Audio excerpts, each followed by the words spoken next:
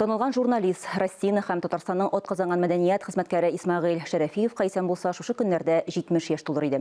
Әтнә районында Татарстан журналистлары берлеге хезмәттәшләре, укучылары аның каберенә зиярат кылып искә алды.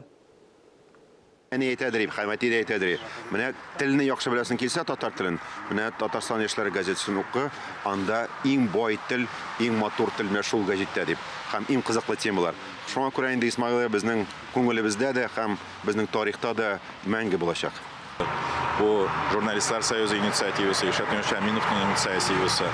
Исмәгыйль абый бик җыр телле кеше иде, бик тыйнак кеше иде.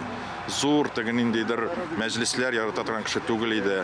Менә булай иттереп аның 70 яшьлеген шушындый дустана, кыска кичкенә генә составта булса да билгеләп үтү аның рухын шат кыладыр дип уйлыйм. Гомумән, ул әлбәттә Ходай Тәгаләдән бирелгән мөхәррир иде. Аның белән эшләү рәхәт иде, аның белән эшләү җиңел иде. Һәм без аны һәрвакыт сагынып, искә алабыз. Урны җәннәттә булсын. Авыр туфраклары җиңел булсын. Беренче караганда Исмәгыйль Сәлмановичны кеше бик кырыс, бик җитди кеше дип уйларга мөмкин, ләкин ул үзе менә газетада юмор битен алып барадыр иде. Сәйберләрен дә алып барадыр иде.